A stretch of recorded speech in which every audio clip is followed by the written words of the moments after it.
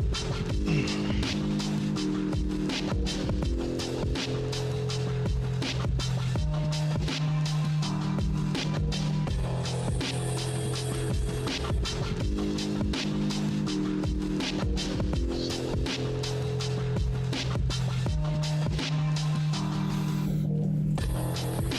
right, I am Pumpkin Jack, and today we're coming out of the Ghastly Hallows. I'm accompanied by.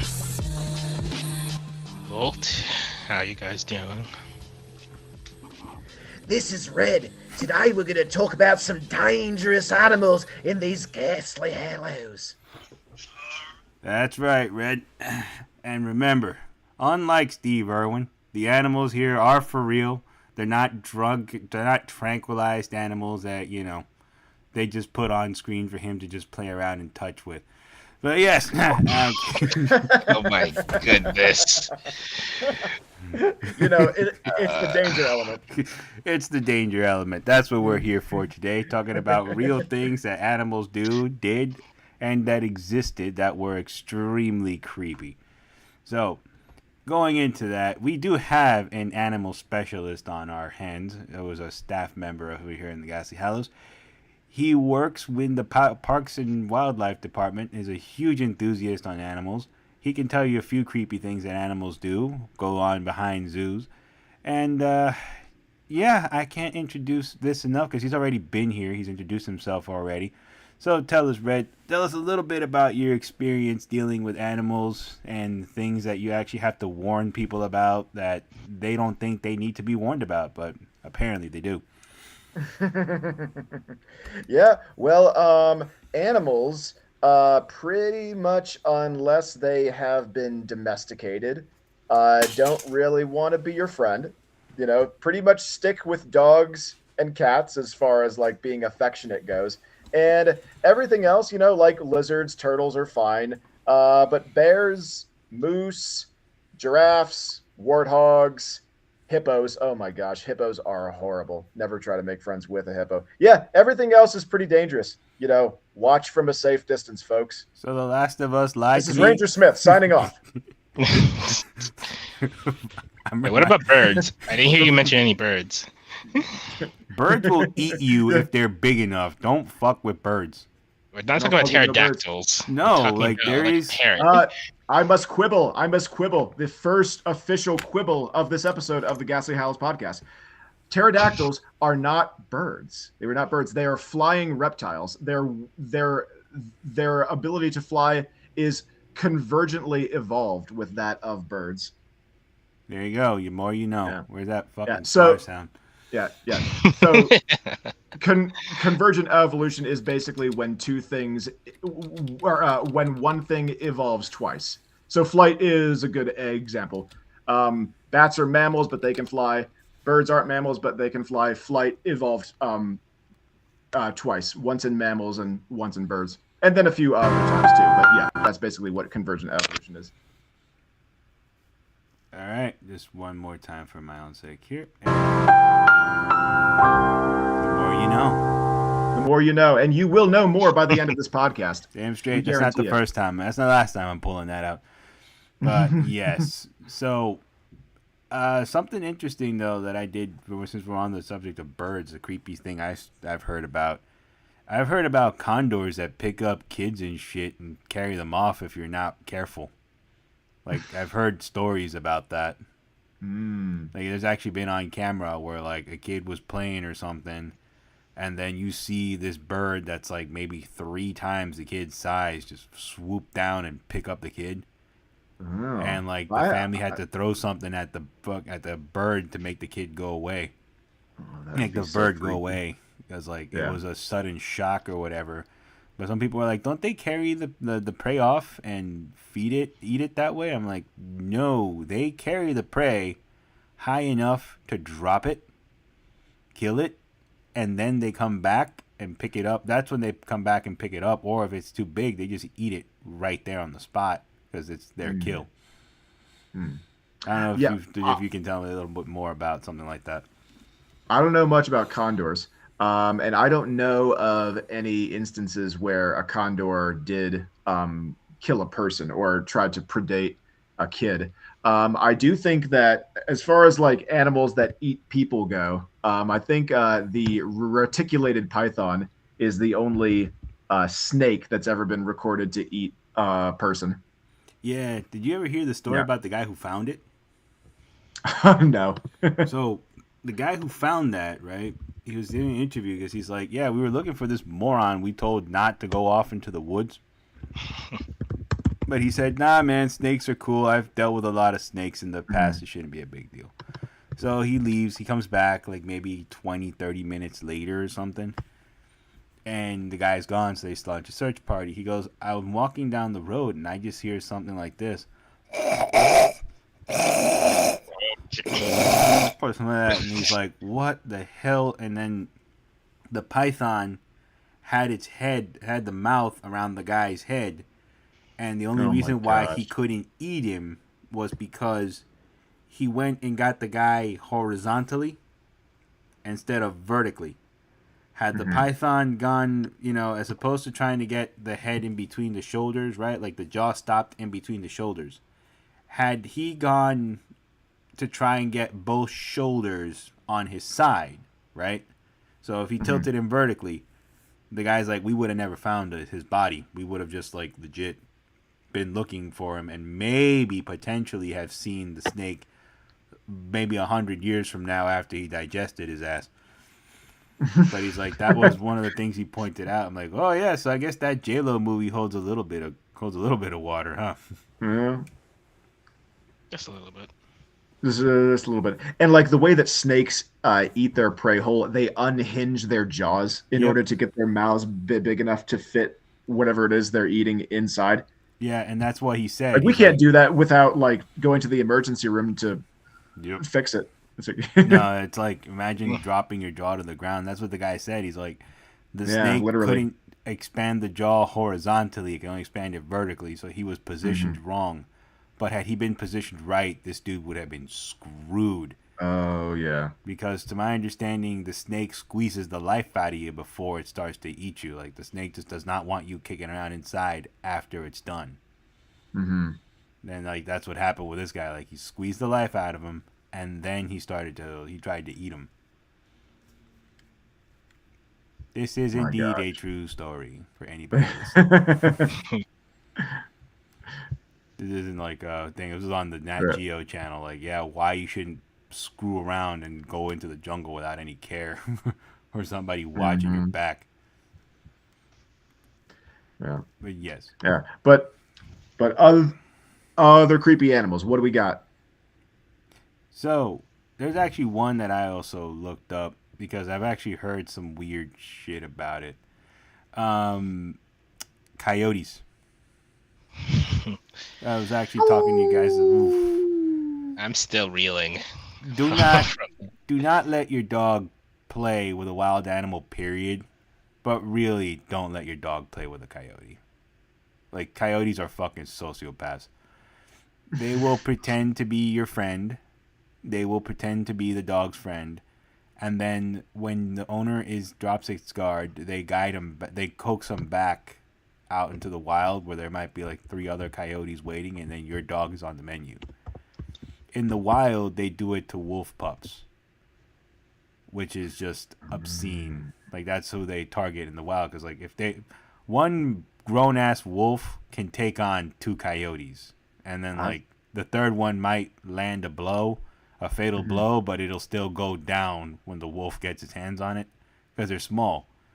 But like a local dog, a wolf puppy, it's not gonna. They're more than big enough to feed one, but they're also not versed in combat like a regular pack of wolves are. So they lure weaker animals away,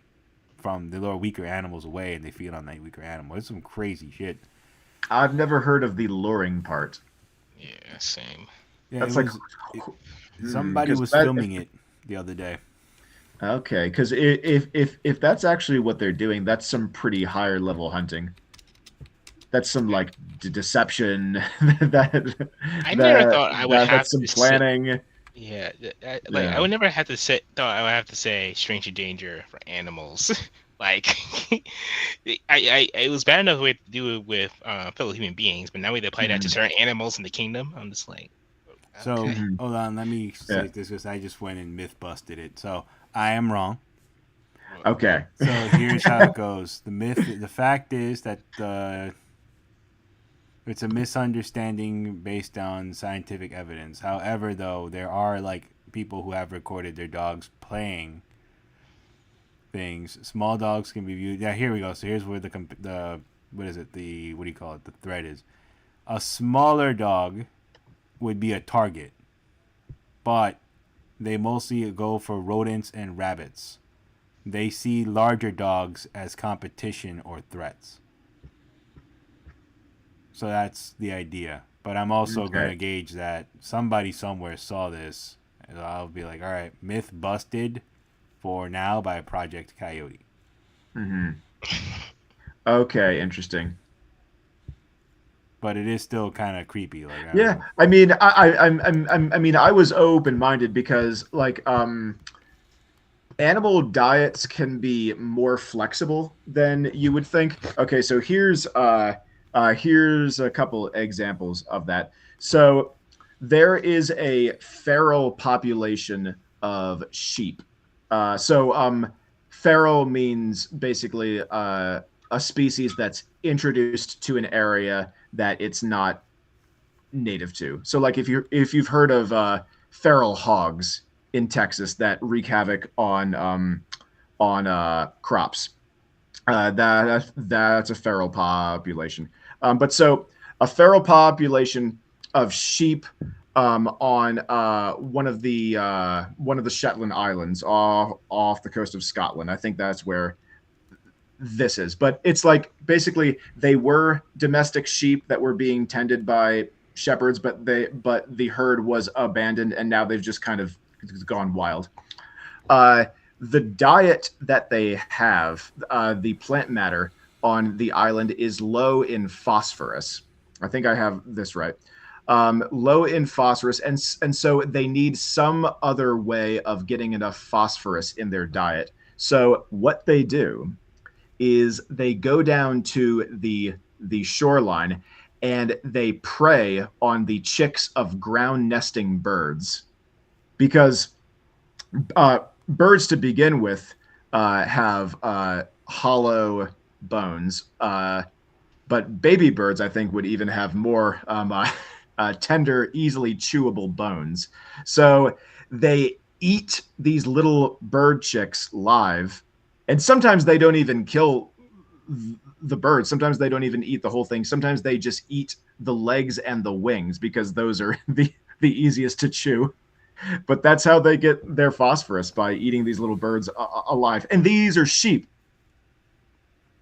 Wow. It's like to begin with, you think, well, they just eat plants, right? But no, they eat meat, and in a horrible way. Wow. That is some shit. That is some shit, yeah. And they're not the only herbivores that do this occasionally. Apparently deer sometimes do this, or sometimes you'll not exactly the thing with the baby birds, but sometimes you'll find deer gnawing on bones. Yeah, I've heard of that. Yeah. Like, yeah. Deer are actually super fucking creepy animals, man. Like, deer have like the weirdest diseases, right? That make them act like zombies and shit. And then on top of that, they have those weird diseases. Like, deer also behave sometimes in like really erratic. It's normal for them, but it's also a little erratic for. So, I have a personal story with a deer, right?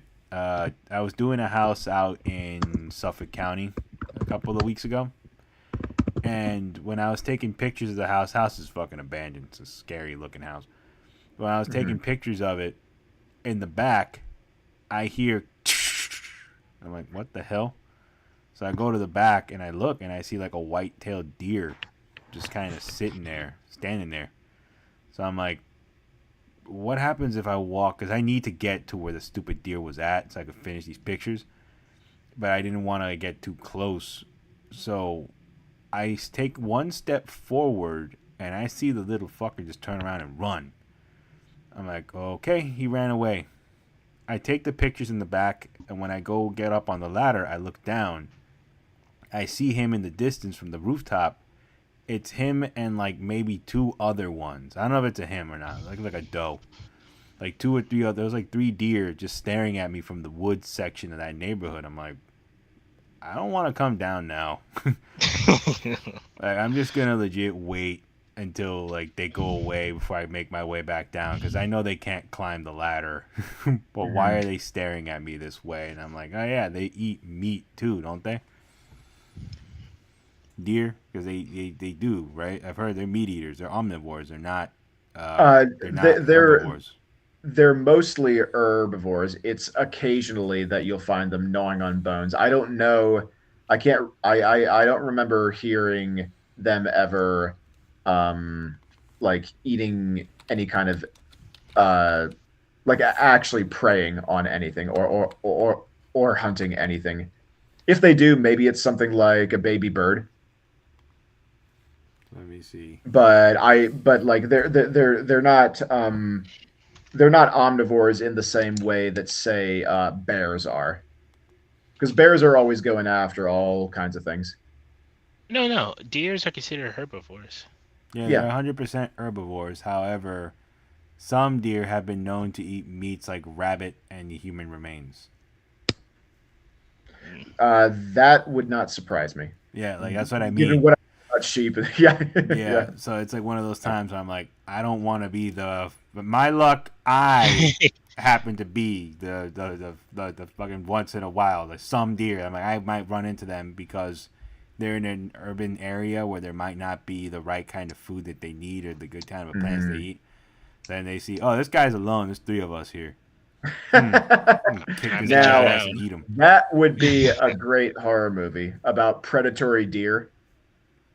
Oh my goodness! I Would thought be we already on- did on- one like yeah. that already. So there is actually a creepy video out there about this girl.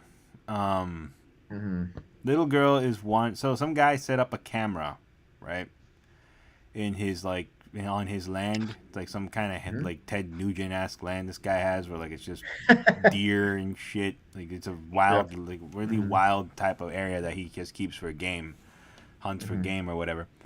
So in the middle of the night, this like out of nowhere, some stranger little girl wanders onto the camera, like in front of the camera.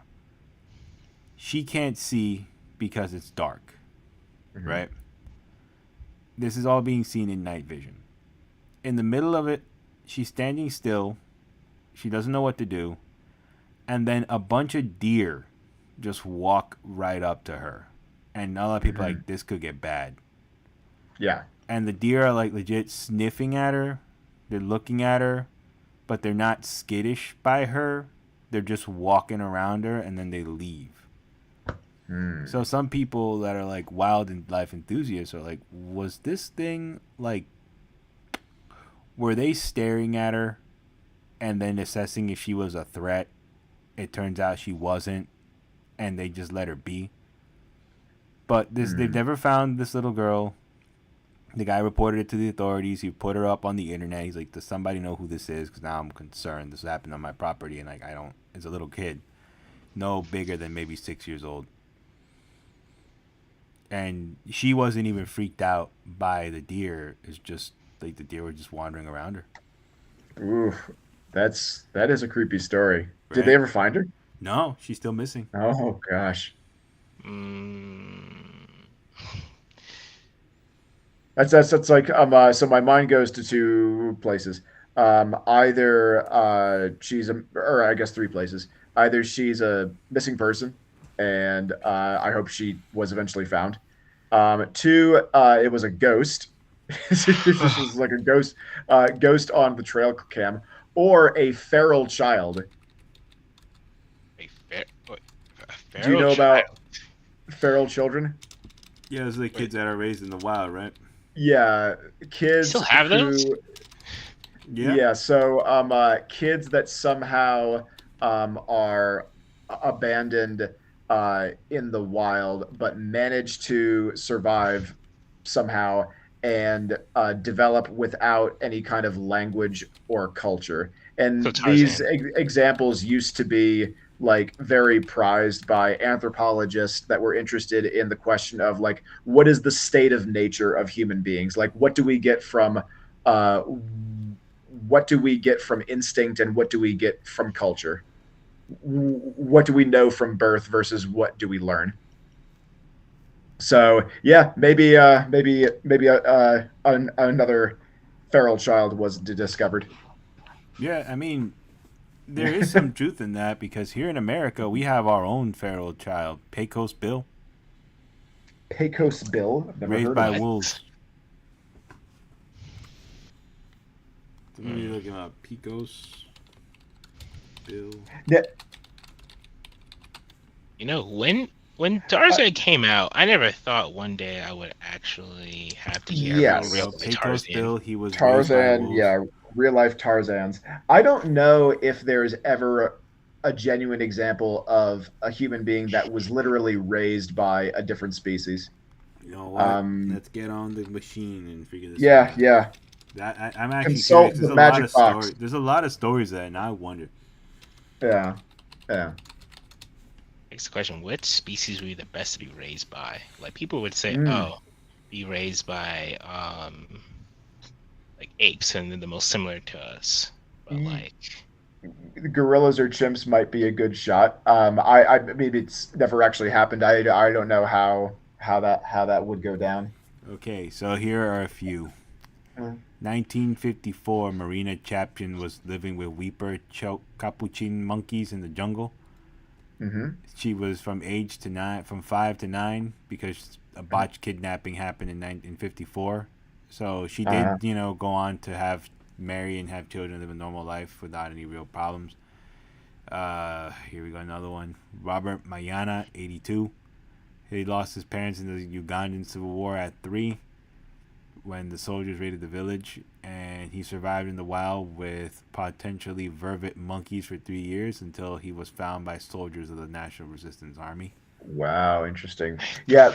So I guess what has to happen is that you have to be old enough to have weaned off of nursing, Mm-hmm. but young enough to not be verbal yet, or at least not fully verbal. And there are wolf children too. The Hmm. most recent one, according to Wikipedia, is Marcos Rodriguez Pantoya. Sierra Morena, Spain. He lived for 12 years with wolves in the mountains of southern Spain. He was discovered at age 19. And there was a movie made about him called Entre Lobos. So that's one. And That's so then interesting. in India, there was a girl from the age of 6 who lived with wolves in Sikandra. Cool. There's people raised by dogs. Ukrainian girl raised by black Russian terriers for 6 years. She was found in a kennel with the dogs in '91. So like, there's a couple. Mhm. There's a sheep too. Oh wow, what? Raised by sheep. Irish boy brought up by sheep. Nicholas Tulip. Boy reportedly avoided capture some time after being caught at age 16 in 1672. Was taken to Amsterdam, refused to eat normal food, endured extreme temperatures, and still avoided other humans. Turns out you could be raised by anything.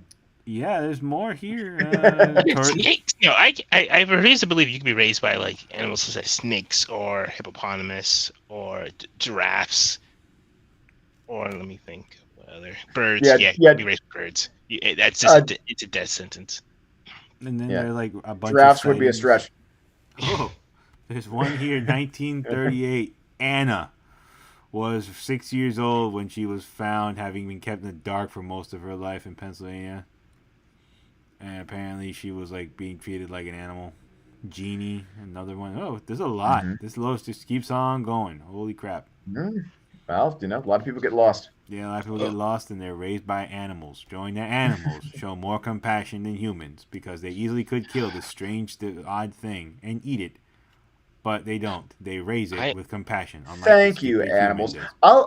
Even I would wolves. like to take a look at that list. I'd like to take a look at that list because I'm just a little skeptical, but I'm open-minded. We'll see. I am just disturbed and shocked at the fact that wolves can be shown to be more capable of being parent than a lot of deadbeat people out there.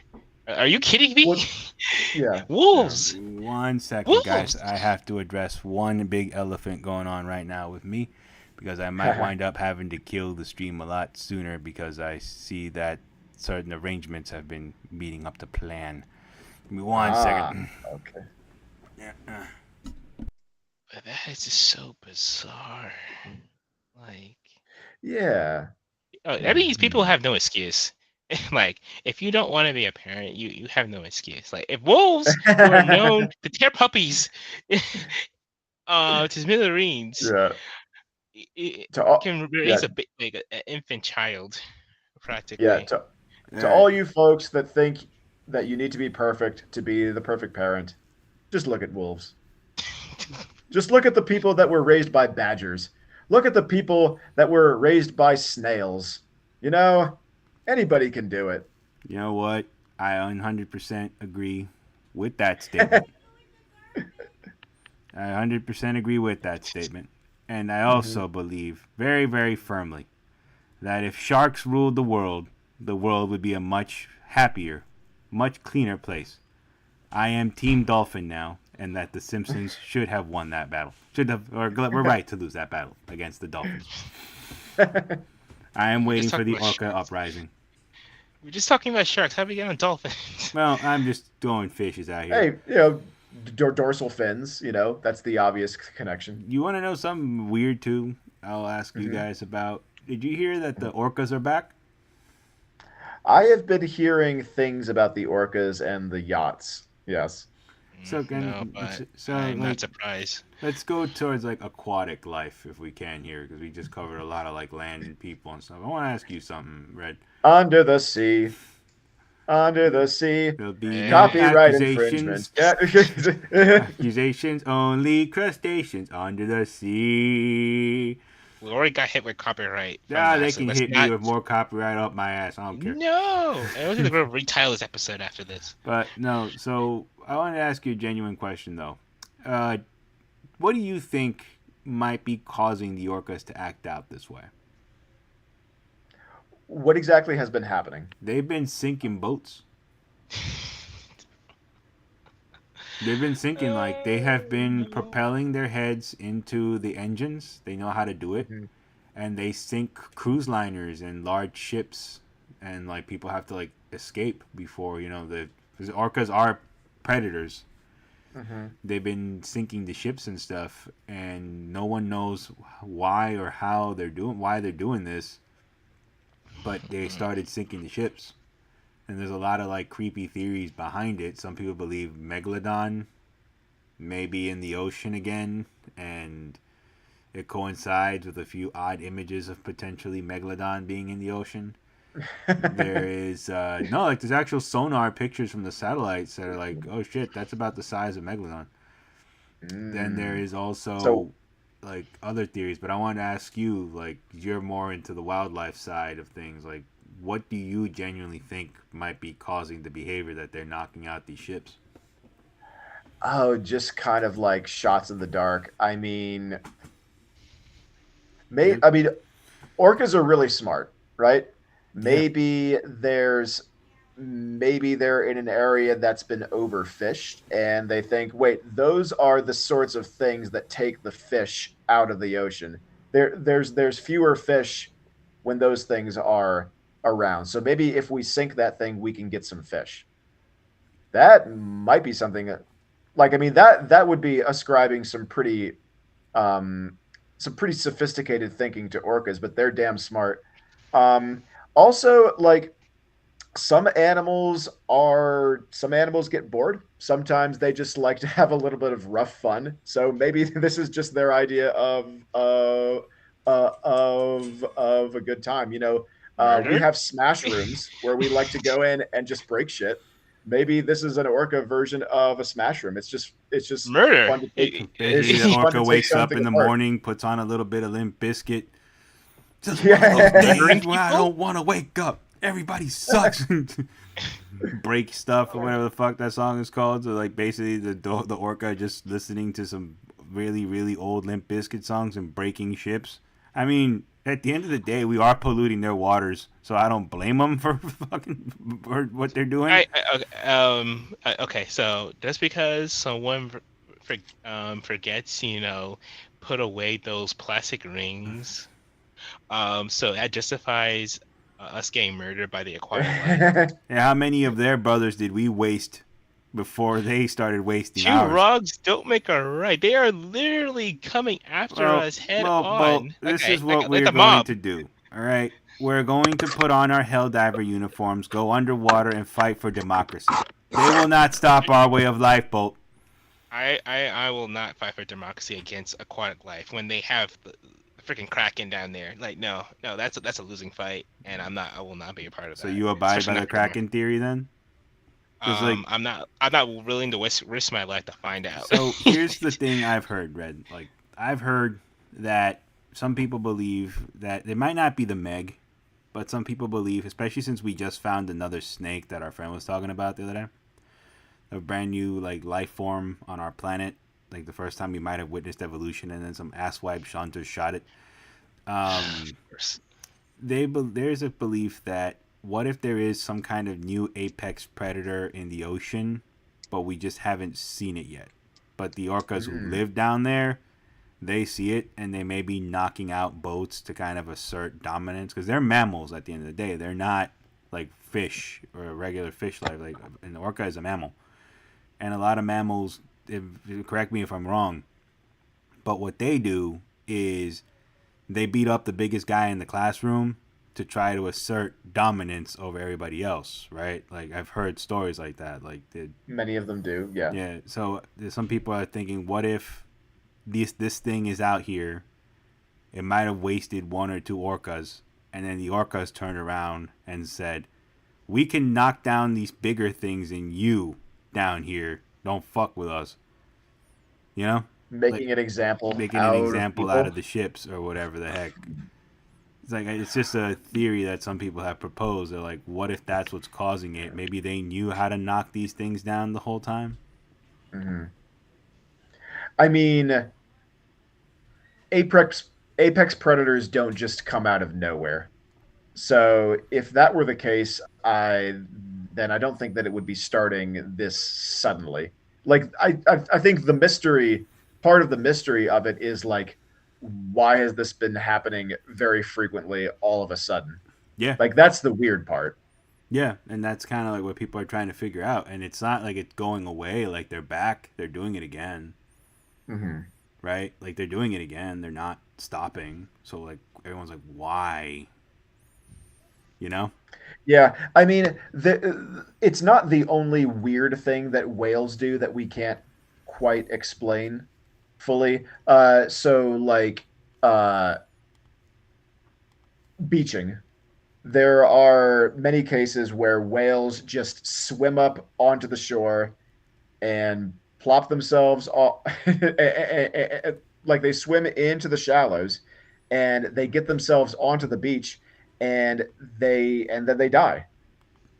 It's a weird kind of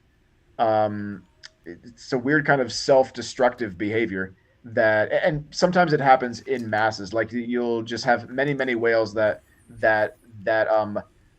are on one beach, not because they died and washed up there, but because they put themselves there, and there's not really a good explanation that I'm aware of as to why they do that. So I mean, like sometimes just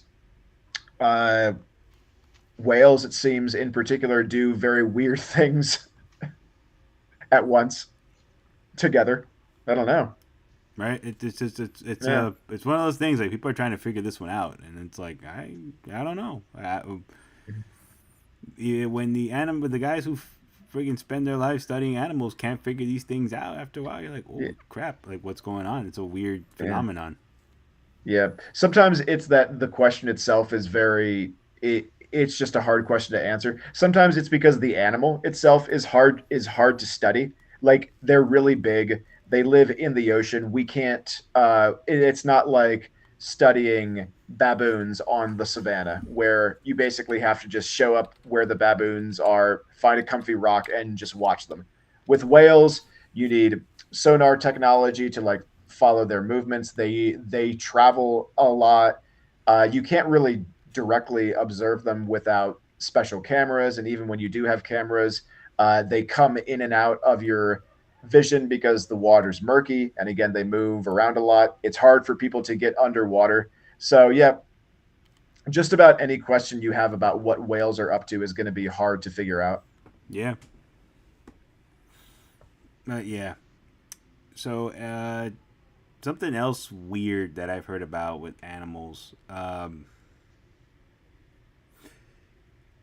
What's the name of that one that has the large horn coming out of its nose? It looks like a spirally horn. It's a giant fish. Oh, the narwhal. Narwhals. I heard Yeah, they have like an elf. I heard they have impeccable memory, Oh, boy. and Okay. I've heard one of them actually got revenge once. Mhm. So like some dude harpooned it was a group of like narwhal or something. This asswipe decided to fire a harpoon gun into it, Mhm. and he scarred one of them when he hit the harpoon. So then like I think like he went back a year later to try and claim another one, and Mhm. then the one with the scar apparently remembered him, jumped Mhm. out of the water, sacrificing itself, and impaled the guy. And people Oh my were like, gosh. "Is this him?" And then like they checked out the narwhal, and the narwhal had a similar scar because they remembered, oh yeah, we hit one in the eye when we got this one, so we could have had two, but we didn't get two, and the one Mm. that hit him was Well, missing the eye.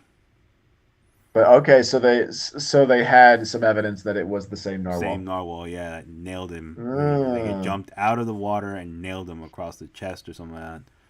That's a Like, good story. it's a very Oh interesting gosh. story. I'm like, oh shit, so I Yeah. guess animal can get revenge against man. Man If is that's evil. if that story is true, maybe it is an example of revenge. Well, I've heard monkeys getting revenge on people. They definitely get revenge on each other. Yeah, I've heard them like getting Yeah. back at people. Like I've heard Yeah. stories of apes, and for example, there was one story I heard about an ape that lost its baby or something like that. Yeah, And that was a then gorilla, I think. Yeah. and then like the gorilla went looking for the poachers or something, and like it actually made it to the compound. I have heard that story. Yeah. I'm not quite sure how authenticated it is, but Like But these yeah, are stories I that heard it, yeah. it's not. But considering how gorillas are, like it's not out of the realm of possibility. You know, there's like gorillas they're can brainy. communicate with Yeah. Yeah. Yeah. They're very brainy. you. Yeah, like we communicate with them through sign language. They're just not. There's something. They're like missing 1 or 2% that makes them just as smart as we are. But they can communicate and they can like carry on conversations and even enjoy certain things that are easy for them. Yeah. Well, their communication systems aren't as complex as our language, and their brains are smaller, but they have all of the same parts of their brains. Like there's no uniquely human brain structure. Yeah. All the same parts are there in apes. It's just smaller. Yeah, that's what I've heard. So like, Yeah. but they don't have an intelligence; they have in brawniness. Like they're huge, so they can like defend themselves one way. That's how their nature makes up for it. The gorillas are massive and much, much, much stronger than people. And I mean, even chimps. Chimps, like typically, chimps are on all fours, but even when they stand up, they're shorter than us. However, an adult male chimp is about 5 times stronger than an adult human male, That is just. which is quite nuts to think about. Yeah, nah, let's give them intelligence and see what happens. Everybody, go see Planet of the Apes coming out this weekend. I cannot wait to see the new Planet of the Apes movie. I love those movies. It's my favorite reboot of anything. I wish I kept up with those. Like I remember seeing one, I think, reboot. I think what was it? Rise of the Planet of the Apes I saw? I can't remember, but it was They it was, are great. Yeah, those are They are great great. movies. And I mean that's that's a revenge story between non-human factions. apes and non-human apes and human apes. Yes.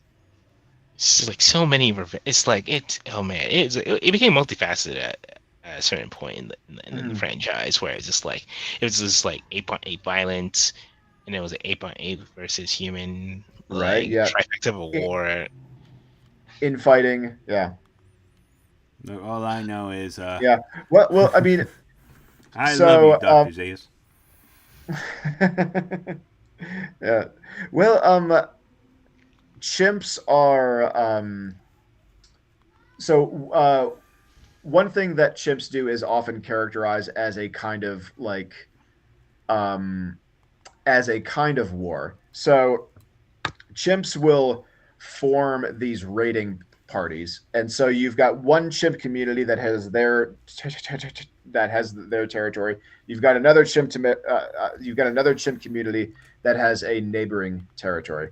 And what they'll sometimes do is form raiding parties where there will be like a handful of chimps that get together, and they'll go over into the other community's territory, and they'll find vulnerable or they'll find vulnerable individuals in the other community that say they're alone or whatever, and they will just kill that chimp and not really take any resources, or there's really no obvious function to the raids. They just sometimes go over into another chimp group's territory and kill a few, and then go back.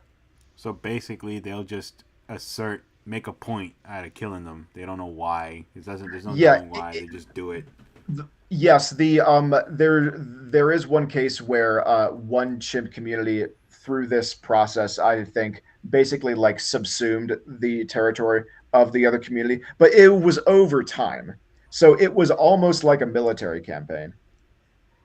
So And in this book, yeah, yeah, and in this book that I was reading, um, on this very warlike behavior, the scientist that was part of this study said that part of the reason why this was so disturbing was that we thought that war was a uniquely human thing. Like it's something that involves planning and coordination, the sorts of things that we think are ours as humans. So seeing chimps engage in war made humanity a little less special, which is a very strange thing to think, because it's like war is a bad thing, and I don't think that humanity should be proud of the fact that we make war, but somehow it's important to us that it's ours. Like humans want to feel special. We want to feel like we're separate from the rest of the animals. There's all the animals, and then there's us. We're the special ones. We're the smart ones. We're the ones with souls. But yeah, I mean, part of what was disturbing about this finding was that it like knocked humanity down a peg. Yep. Well, I'll say it on my end. I always felt that war was, even when I was a kid, I always felt that there was war among animals. Back to wolves. I've heard stories about wolf packs that they claim their territory by pissing in it. There's a term, right? Like my pissing grounds. Like, this is my area. Mm-hmm. And when that's where that came from. And if a foreign group goes into their area, they're ready to throw down and kill those other wolves if they're in their hunting grounds. Because as far as they're concerned, this is my hunting ground. You don't get to come in here and hunt in these grounds. Mm-hmm. And it's like, but isn't that war? What I think was so special about the guerrillas, though, is that it was strategic. It was like they're picking and choosing, not just picking and choosing, but they're kind of carrying out operations in specific ways. It's like watching a beta disc of war being carried out. Like with the Windows 95 version, you're watching a slow computing power. They get the kill out, and then they go back. Come back again, kill some more, go back. And the other ones, they don't understand what running defense is. Like, okay, these guys are gonna come back and do this again. We have to be ready. They don't know any better, so they just kind of allow it to happen until they wiped out the other group, or the other group probably eventually turned around like, we don't have any more. We surrender. Mhm. Please stop killing us. We surrender.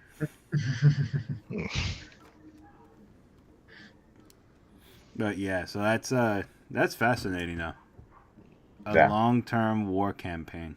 I wonder who the general was. Yeah, well, and it's like I would be cautious about describing it as like a long-term war campaign, because it's like it's not like they're back there with maps and saying like, oh, okay, we advance here, we flank here. It's not that level of complexity, but it is warlike in that the deaths, in that the killings didn't seem to be incidental. It's not like there was a confrontation at the territorial boundary where it was like the chimps, the one group of chimps was walking here and another group of chimps just happened to be in the same area, and then they started fighting. It wasn't that sort of like accidental confrontation. It was that this group of chimps seemed to gather and seemed to have some kind of plan to go into the other community and kill some chimps and then just come back.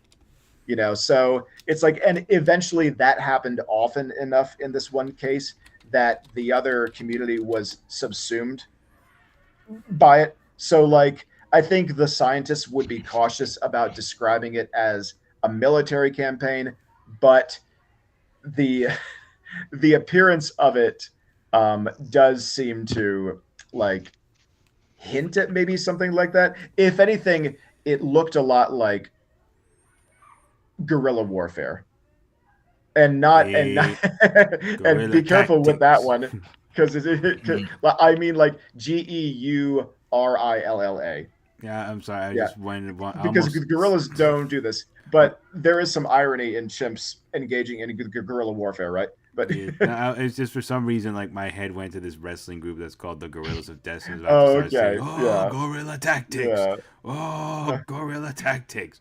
yeah, yeah. But it's like part of the so like at least on the level of the individual rating, events where the chimps would go and kill some chimps, then come back. That does look a lot like some sort of military operation, and not only does that maybe suggest that war isn't unique to us, but it also maybe suggests that because chimps are close relatives of ours, maybe war is something that we naturally do, and that can be a discouraging thought. It is. I mean, Yeah. so I mean, and I'm not saying we should have like a doom and gloom attitude about it. Just because something is natural doesn't mean that it can't be overcome. But it is, it is a disturbing thought. The idea that like war might be just in our blood. it kind of is, and it's not a Yeah. doom and gloom thing, but it is something that I believe. Even if a bunch of us get together, there's always that 10% that are going to see it as a certain way, and then the rest of us will just create defenses to stop that 10% that believe it that way. So I'll actually make a statement on my end. It's something that in our for humans anyway, war is weird, and I hate to say this against the backdrop of what I've been hearing for the past few years in our own global political climate, but war is inevitable.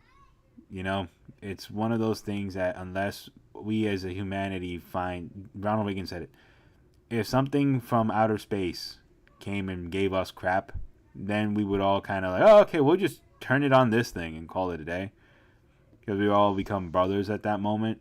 But there's always, it's a thing in our species, in our DNA, that we're kind of adapted to do stuff like that. And it's kind of creepy when you think about it, like, oh, what would happen, for example, if we found that there was life on Titan? Mm-hmm. Oh, well, our planet's kind of shot to shit and we need it. Out come the guns. It's how it goes. What if we were to find, life on another planet somewhere outside of the solar system? The first thing we would do is create master interstellar travel, which I think we already probably have. We just don't want to use it. And then they make their way out there. You know, it's weird, but it's kind of what goes on. So I don't know what would really happen nowadays if what it is, but I do think that it is something that is inherently in our nature. But I do believe we should just find ways to kind of calm and deal with it in a much more subdued way versus what people tend to do, which is march a bunch of other people off in bad ways. You know what I mean? Right. Yeah. Yeah. And I mean, so just because a behavior is natural doesn't mean that that's what the animal does all the time. Like some behaviors are natural, but they're evolved as responses to particular environmental triggers. Yeah. So like rabbits aren't running all the time. They run when they need to get somewhere or when they see something that is trying to eat them. You know, it's like if there's nothing that's trying to eat the rabbit, the rabbit isn't going to run. So it's like if we have even if violence is something that is a part of our is that's just a part of human nature. If we live in a world where violence is unnecessary or maladaptive, then you know we can be good, right? Yeah. And on that note, I have to begin the wrap up. So I just wanted to ask you guys, do you guys have any personal creepy stories with an animal? Ooh, that's a good one. Nothing creepy. Just either standard stuff. Either getting attacked by a dog, or I get pooped on by a random rude New York bird. It happens to the best of us. Yeah. It's like, thanks a lot, Gull. How about you, Red? Ever well, been stuck in a while with a real hairy situation? What I'll tell you, I started with an attempted crocodile hunter impression. I will end with a crocodile hunter like story. So when I was working for state parks in Montana, on 2 occasions I had to be the rattlesnake wrangler. So don't try this at home, kids. The way that you here at the Gas and Carlos, we tell you, we fully endorse on you, but living your life to the best extent that you can. Within reason. However you see fit. However, we will give you advice on what you should see fit. Anyway, so sometimes at parks that have campgrounds or highly trafficked areas for visitors, a rattlesnake just shows up. And in Montana, they have prairie rattlesnakes. They're kind of like this green color. They're an interesting looking snake. Anyway, but on 2 occasions there was a rattlesnake in a pretty frequented area by visitors, and I had to wrangle it. And the way you wrangle a rattlesnake is you take a tall can, a trash can will do, and a pair of tongs, a pair of long tongs, like some people have tongs in their kitchen to reach the cereal box on top of the shelf. So that's a legitimate way? Yes. Interesting. So yeah, I think Steve Irwin would use a hook, but a hook is more if you're trying to show it to someone on camera, I guess. Oh. Maybe. I'm not sure what the various methods are, but you take your tongs and your tall can, and you're supposed to grab the rattlesnake on the first curve behind its head, because when they're threatened, they coil up and they they like stand alert and with their head raised up, and they stare right at you. So they're already kind of coiled up. With the tongs, you're supposed to grab them by the first S shape behind their neck, because supposedly that makes them a bit less mobile. Also, more obviously, I guess, it gives them much less slack to strike you with. So if you get them right behind their head, they can't swing around and get you. Yeah, I've heard of that tactic, but I didn't know actually using tongs and garbage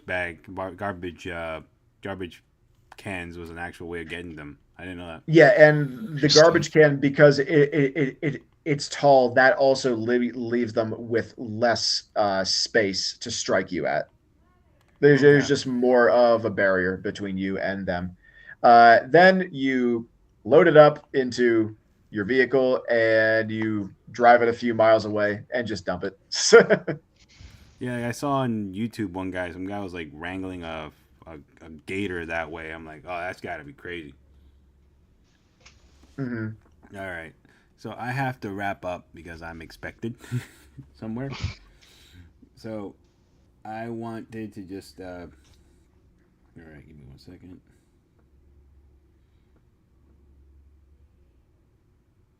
All right. So I also wanted to just give a heads up. Hey, everybody who's been subscribing, I'm actually really glad to see that some of you are out today. And I know a lot of you tuned in for the Night of the Living Dead stuff, but when you can, please give us a chat. Please give us a ping out here. We'd appreciate it. And if you're listening or come across us on your feeds, please give us a like and subscribe. You know, that helps the YouTube algorithm give us a nice pin. And for those of you who don't have time to listen to it, we do run this up on Spotify and iTunes, and we're working on getting the Freaks episode back out for everybody to hear it, at least hear it, because some shaved gorilla decided to possibly report us last time. But on that, that's your theory. That's your theory. That's a theory. A creepy theory. Thank you, Matt Pat. Now you can sue me. All right, guys. So just some closing thoughts on your end, Bolt, because you've been pretty sure you have one quick closing thought out on this one.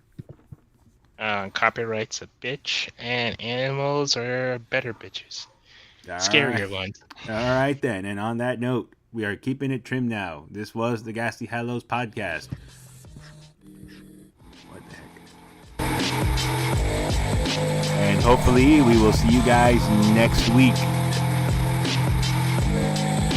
This is Rattlesnake Wrangling Red signing off. And this is Indoor Bolt, never leaving the house.